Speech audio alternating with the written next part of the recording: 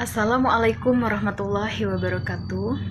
Perkenalkan, nama saya Endah, koas gigi angkatan 26. Pada kesempatan hari ini saya akan mempresentasikan jurnal reading radiologi kedokteran gigi saya dengan judul Non-Syndromic Bilateral Microdontia of Maxillary Second Molar, a Very Rare Finding. Pertama, saya mau mengucapkan terima kasih banyak kepada Dr. Gigi Sinta Ameni Prativi, spesialis radiologi kedokteran gigi, selaku pembimbing jurnal reading saya. Dan terima kasih juga kepada semua teman-teman yang sudah menyempatkan hadir secara virtual pada presentasi saya kali ini. Sebelum masuk ke laporan kasus, saya akan menjelaskan terlebih dahulu mikrodontia secara teori.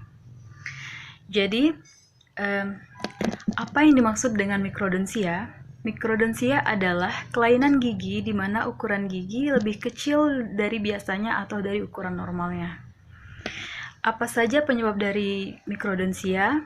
Yaitu mikrodontia ini terjadi akibat gangguan pertumbuhan dan perkembangan pada tahap morfodiferensiasi yang mengakibatkan ameoblast dan odontoblast tidak dapat berdiferensiasi dengan baik, sehingga menghasilkan ukuran gigi yang lebih kecil dari normal.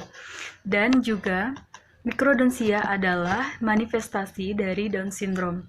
Jadi pada penderita Down syndrome seringkali kita melihat bahwa terlihat giginya itu terlihat kecil-kecil dan tidak sesuai dengan anatomi gigi normal.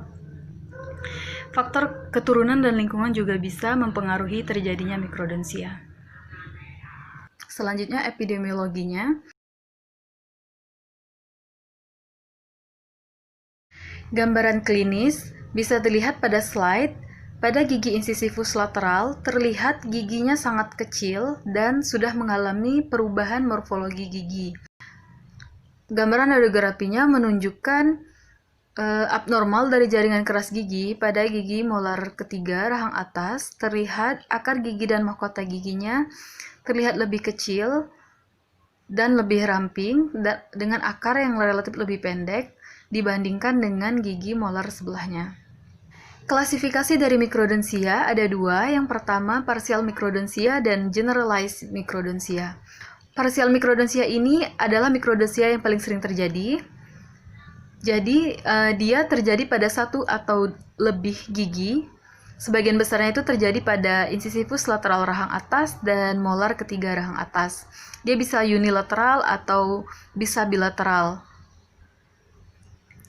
Bisa dilihat pada slide contoh gambarnya. Jadi, partial mikrodontia klinisnya seperti itu.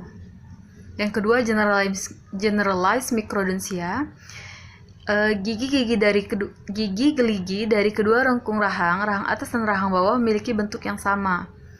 Jadi dia berbentuk kecil-kecil dan dia lebih kecil dibandingkan dengan ukuran gigi normal. Bagaimana cara menentukan gigi tersebut mikrodontia? Jadi, yang pertama, kita membutuhkan light box, tracing paper, terus pensil dengan ketebalan 0,5 mm atau bisa juga menggunakan pena permanen.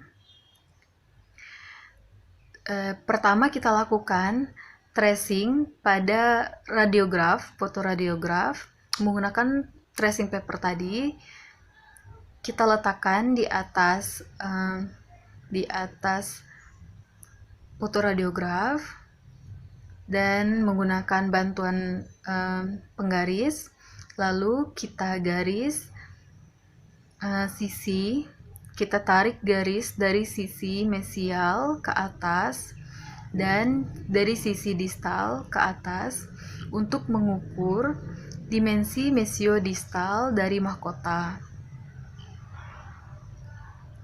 Dan selanjutnya kita ukur jarak dari ujung garis sisi mesial dan distal tadi. Itulah ukuran dari dimensi mesiodistal dari mahkotanya. Terus ukur juga panjang dari mahkota menggunakan penggaris, diberikan tanda dan ditarik garis pada tracing paper tadi. Terus terlihat pada gambar, jadi diukur untuk panjang mahkotanya tadi dari bagian oklusal gigi ke serviks atau CEJ. Itu adalah panjang dari mahkota giginya. Terus diukur juga panjang akar dari CEJ atau serviks ke apeks akarnya, dan itu adalah panjang akar. Setelah itu diukur ukuran panjang diameter dari mahkota di bagian serviks menggunakan mistar dan ditandai dengan pena atau pensil tadi. Setelah dilakukan pengukuran, didapatkan hasil pengukuran gigi pada ronsen tadi, kita sesuaikan dengan ukuran normal gigi geligi rahang atas dan rahang bawah menurut tabel Wheeler. Nah, apabila lebar mesiodistal gigi pada ronsen kurang dari ukuran gigi normal pada tabel Wheeler, maka gigi tersebut dapat dikatakan mengalami mikrodonsia. Diagnosa banding dari mikrodonsia ada supernumeraritit. Supernumeraritit merupakan anomali gigi dalam jumlah dan terjadi pada masa pertumbuhan gigi pada fase inisiasi. Yang kedua ada diagnosa bandingnya resopsi eksterna. Resopsi eksterna ini adalah kondisi di mana odontoklas meresopsi permukaan luar dari gigi.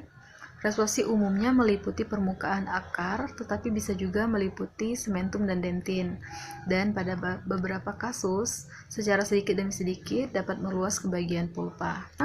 Perawatan yang bisa kita lakukan pada kelainan gigi mikrodonsia bisa dilakukan perawatan restorasi dan prostetik.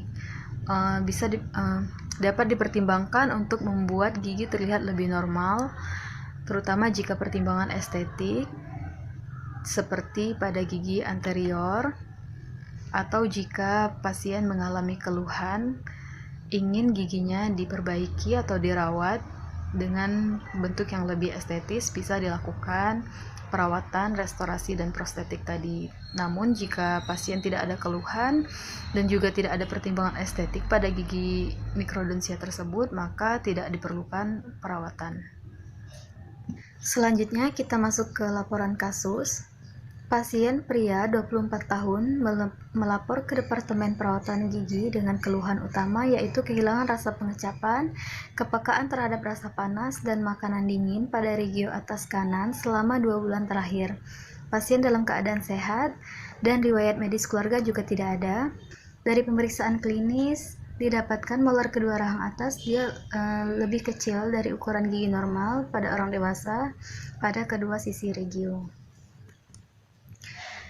Terlihat pada pemeriksaan klinis, molar kedua rahang atasnya lebih kecil dari ukuran gigi normal pada orang dewasa pada kedua sisi regionya. Pada gambaran radiograf, molar pertama kanan atas peka terhadap ketukan. Radiografi intraoral menunjukkan lesi karies pada molar pertama dan molar kedua rahang atas pada regio kanan. Selanjutnya, perawatan pada kasus yang dilakukan adalah yaitu perawatan saluran akar pada molar pertama kanan atas dan kedua penambalan pada molar kedua rahang atasnya. Pembahasan dari laporan kasus tadi. Pada gambaran klinisnya, pada gigi molar kedua kanan dan kiri maksila secara klinis terlihat lebih kecil dibandingkan gigi molar pertama kanan dan kiri maksilanya. Lebar mesiodistal buku lingual gigi molar kedua lebih kecil dibandingkan dengan gigi molar pertama, dan juga tidak terdapat tonjol-tonjol cups pada gigi molar kedua. Pembahasan pada gambaran radiograf. Gigi molar kedua maksila kanan tampak gambaran radiolusen pada bagian proksimal mesial mencapai distal, dan pada gigi molar pertama maksila kanan tampak gambaran radiolusen pada bagian proksimal distal mencapai pulpa. Pada permukaan mesial molar kedua dan permukaan distal molar pertama terdapat penurunan puncak tulang alveolar mencapai sepertiga servikal. Pada gigi molar kedua tampak kamar pulpa dan saluran akar kecil, akar tunggal, ramping dan pendek. Pada mahkota dan panjang akar gigi, molar kedua lebih pendek dari gigi molar pertama, dan dimensi mesiodistal mahkota dan mesiodistal mahkota pada bagian serviks juga jauh lebih kecil dibandingkan dengan ukuran mesiodistal gigi molar pertama. Berikut hasil pengukuran gigi ronsen pada laporan kasus. Jadi, ukuran dari gigi molar kedua ronsen pada kasus didapatkan dia jauh lebih kecil dibandingkan ukuran normal gigi molar kedua berdasarkan tabel Wheeler. Jadi dari hasil pengukuran dapat disimpulkan bahwa radiodiagnosis gigi pada molar kedua pada kasus di jurnal ini berdasarkan gambaran klinis, gambaran radiografi, dan hasil pengukuran bahwa gigi tersebut radiodiagnosisnya yaitu gigi mikrodonsia. Kesimpulan, kelainan mikrodonsia merupakan kelainan gigi di mana ukuran gigi lebih kecil dari biasanya atau ukuran normalnya. Secara klinis, gigi terlihat berukuran lebih kecil dari ukuran normal. Pada kasus mikrodonsia, gigi incisivus lateral maxilla, gigi terlihat peck-shaped dan berbentuk konus. Secara radiografi dapat terlihat perubahan bentuk mahkota dan akar yang berbeda dari normal, dan perubahan bentuk kamar pulpa pada mikrodonsia gigi molar. Sekian, terima kasih kepada teman-teman semuanya yang mau bertanya atau memiliki kritik dan saran atau masukan, saya persilahkan. Terima kasih kepada Dr. Gigi Sinta dan teman-teman semuanya untuk waktunya hari ini. Assalamualaikum warahmatullahi wabarakatuh.